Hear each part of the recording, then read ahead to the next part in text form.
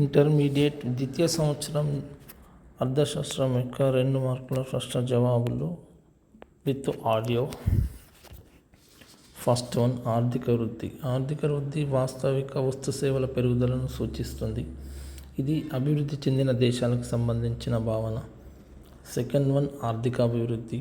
ఆర్థిక అభివృద్ధి దేశంలో ఆర్థిక వృద్ధితో పాటుగా వ్యవస్థాపూర్వక, సాంఘిక, ఆర్థిక మార్పులను సూచిస్తుంది. ఇది అభివృద్ధి చెందుతున్న దేశాలకు సంబంధించిన భావన. థర్డ్ వన్, ఆర్థిక స్వావలంబన. ఆర్థిక వ్యవస్థ స్వయం పోషకత్వం కలిగి ఉండడమే ఆర్థిక స్వావలంబన. ఒక దేశం విదేశాలపై ఆధారపడకుండా స్వంతంగా వస్తు సేవలను తయారు చేసుకోవడంని ఆర్థిక స్వావలంబన అంటారు. ఫోర్త్ వన్, సమ్మిళిత వృద్ధి. ఇప్పటి వరకు విస్మరించిన వర్గాలకు ఆర్థిక ప్రయోజనాలు చేకూర్చడమే సమ్మిళిత వృద్ధి. 11వ ప్రణాళికలో దీనికి ప్రాధాన్యం ఇచ్చారు. ఫిఫ్త్ వన్, పేదరిక విషవలయాలు. అభివృద్ధి చెందుతున్న దేశాలలో అల్ప మూలధనం, మార్కెట్ అసంపూర్ణతలు, ఆర్థిక వెనుకబాటు వల్ల అల్ప ఉత్పాదక శక్తి ఏర్పడి పేదరిక విషవలయానికి మూలమవుతుంది. సిక్స్త్ వన్, విక్రయం కాగల వ్యవసాయ మిగులు. గ్రామ పోషణకు అవసరమైన ఉత్పత్తి పరిమాణం కంటే మించి ఉత్పత్తి అయిన వ్యవసాయ ఉత్పత్తులను విక్రయం కాగల మిగులు అంటారు. సెవెంత్ వన్, జననాల రేటు. ఒక సంవత్సర కాలంలో 1000 మంది జనాభాకున్న జననాల నిష్పత్తిని జననాల రేటు అంటారు. ఎయిత్ వన్, మరణాల రేటు. ఒక సంవత్సర కాలంలో 1000 మంది జనాభాకున్న మరణాల నిష్పత్తిని మరణాల రేటు అంటారు. నైన్త్ వన్, శిశు మరణాల రేటు. ఒక సంవత్సరంలో 1000 మంది జననాలకు మరణించిన శిశువుల నిష్పత్తిని శిశు మరణాల రేటు అంటారు. 10th వన్, ప్రసూతి మరణాల రేటు. ఒక సంవత్సర కాలంలో 1,00,000 మంది స్త్రీలలో ప్రసవ సమయంలో చనిపోయిన వారి నిష్పత్తిని ప్రసూతి మరణాల రేటు అని అంటారు. 11th వన్, లింగ నిష్పత్తి. 1000 మంది పురుషులకు ఉన్న స్త్రీల సంఖ్యను లింగ నిష్పత్తి తెలుపుతుంది. దేశంలో పురుషులతో పోలిస్తే స్త్రీల సంఖ్య తక్కువగా ఉంది. 12th వన్, జనాభా విస్ఫోటనం.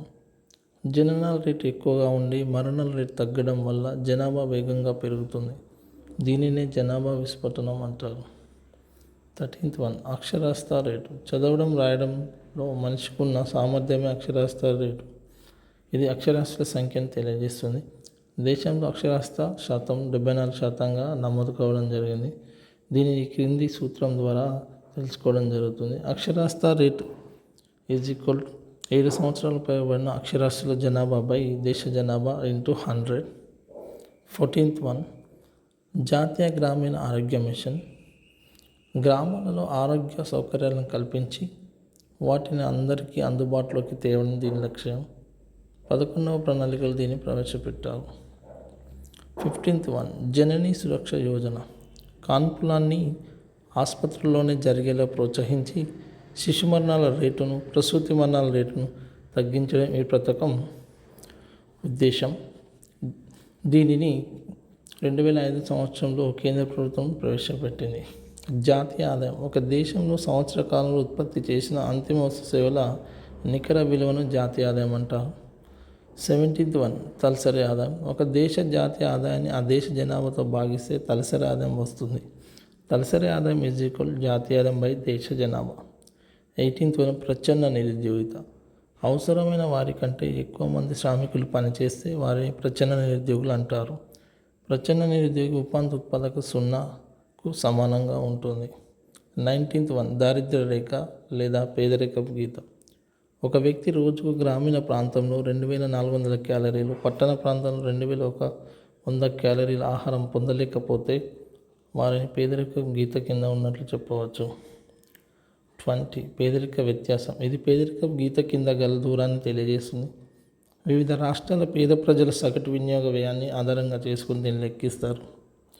దీన్ని కింది సమీకరణం ద్వారా తెలియజేస్తారు. G is equal Z-Y/Z.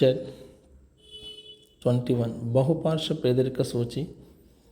Multi poverty index. ఒకే సమయంలో బహుకారకాలను కోల్పోయిన కుటుంబాల గురించి ఇది తెలియజేస్తుంది. వైద్యం, విద్య, జీవన ప్రమాణాలను పరిగణలోకి తీసుకొని మల్టీ పవర్టీ ఇండెక్స్ని రూపొందిస్తారు.